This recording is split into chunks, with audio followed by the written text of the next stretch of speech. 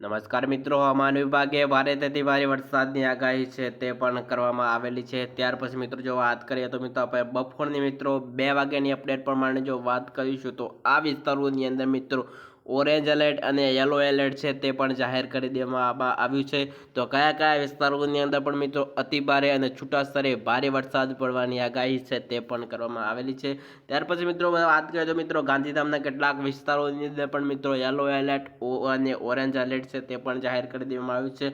કોહાના કેટલાક વિસ્તારો છે, જામનગરના કેટલાક વિસ્તારો છે, રાજકોટના કેટલાક વિસ્તારો છે, પોરબંદરના કેટલાક વિસ્તારો છે, નલિયાના કેટલાક વિસ્તારો છે, ખાવડાના કેટલાક વિસ્તારો છે, ત્યાર પછી મિત્રો સુઈગામ અને બનાસકાંઠાના કેટલાક વિસ્તારો છે, પાલનપુરના પણ કેટલાક વિસ્તારો છે, મહેસાણાના કેટલાક વિસ્તારો છે, અહેમદાબાદના કેટલાક વિસ્તારો છે, હળવદના કેટલાક વિસ્તારો છે અને ત્યાર પછી મિત્રો ભાવનગરની અંદર પણ મિત્રો છૂટો હળવોથી મધ્યમ વરસાદ છે તે પણ જોવા મળી શકે છે અને વડોદરાની અંદર પણ મિત્રો છૂટા સ્તરે નાનકડા ઝાપટા છે તે પણ જોવા મળી શકે છે। ત્યાર પછી મિત્રો આ વિસ્તારોની અંદર પણ મિત્રો ભારે વરસાદ છે તે પણ ખાબકી શકે તેવી પણ આગાહી છે તે પણ કરવામાં આવેલી છે। ત્યાર પછી તમે જોશો તો આ જેટલો પણ આ વિસ્તાર તમને દેખાય છે તે વિસ્તારની અંદર પણ મિત્રો ભારે અને અતિભારે વરસાદ પડી શકે તેવી પણ આગાહી છે તે પણ કરવામાં આવેલી છે।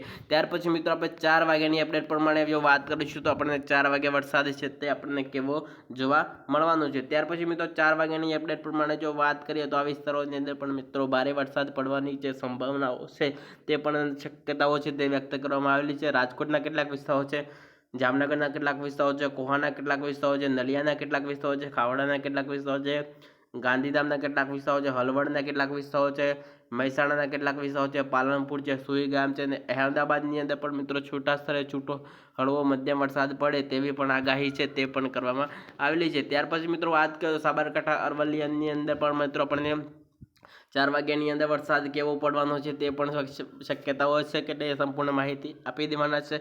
કપડવંજની અંદર પણ મિત્રો છૂટો હળવો મધ્યમ વરસાદ પડવાની આગાહી છે તે પણ કરવામાં આવેલી છે। નડિયાદના કેટલાક વિસ્તારો છે, ધોળકાના કેટલાક વિસ્તારો છે, વિરમગામના કેટલાક વિસ્તારો છે, મહેસાણાના કેટલાક વિસ્તારો છે, સાબરકાંઠાના હિંમતનગરની અંદર પણ મિત્રો છૂટા સ્તરે ભારે વરસાદ પડવાની આગાહી છે તે પણ કરવામાં આવેલી છે। કુડાના કેટલાક વિસ્તારો છે, સુરેન્દ્રનગરની અંદર પણ મિત્રો જોશો તો ત્યાં પણ મિત્રો છૂટા સ્તરે હળવો મધ્યમ વરસાદ પડે તેવી પણ આગાહી છે તે પણ કરવામાં આવેલી છે। મોરબીના કેટલાક વિસ્તારો છે, ચોટીલાના કેટલાક વિસ્તારો, ત્યાર પછી મિત્રો રાપરના જેટલા પણ વિસ્તારો છે આવા વિસ્તારોની અંદર પણ મિત્રો છૂટા સ્તરે ભારે વરસાદ છે તે પણ મિત્રો ખાબકી શકે છે। ત્યાર પછી મિત્રો વાત કરીએ તો આપણે મિત્રો સાંજની મિત્રો આપણે 6 વાગ્યાની અપડેટ પ્રમાણે જો વાત કરીશું તો સાંજે મિત્રો આપણને 6 વાગે વરસાદ છે કેવો જોવા મળવાનો છે। મોરબીના કેટલાક વિસ્તારો છે, સુરેન્દ્રનગર છે, વિરમગામના કેટલાક વિસ્તારો છે, અહેમદાબાદ છે, કપડવંજ છે, નડિયાદ છે, સાબરકાંઠાના હિંમતનગરના કેટલાક વિસ્તારો છે, મહેસાણાના કેટલાક વિસ્તારો છે, કુડાના કેટલાક વિસ્તારો છે, વાપરના કેટલાક વિસ્તારો છે, ગાંધીધામના કેટલાક વિસ્તારોની અંદર પણ મિત્રો છૂટા સ્તરે ભારે વરસાદ છે તે પણ ખાબકી શકે છે। ત્યાર પછી મિત્રો વાત કરીએ તો આપણને દરિયા કિનારે વરસાદ છે કેવો જોવા મળવાનો છે તે પણ સંપૂર્ણ માહિતી આપી દેવાના છે।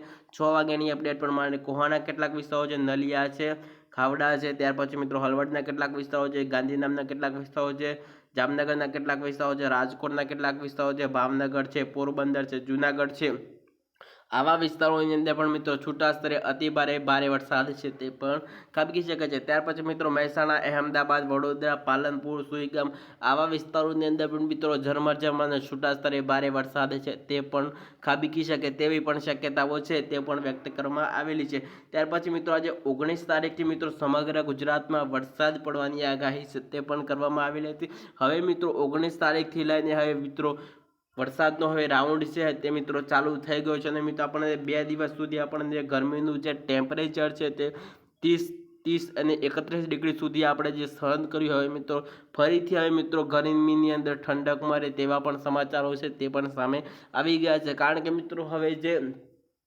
આપણને જે ટેમ્પરેચર હતું તે 2 દિવસ બહુ મિત્રો ગરમી બફાળા જેવું છે તે આપણને જોવા મળ્યું હતું। હવે ફરીથી મિત્રો 29 અને 25ની ટેમ્પરેચરની ઠંડક મળે તેવી પણ શક્યતાઓ છે તે પણ વ્યક્ત કરવામાં આવેલી છે। તો ચાલો મિત્રો બીજી અપડેટ સાથે ફરી મળીશું, રજા આપશો, વંદે માતરમ।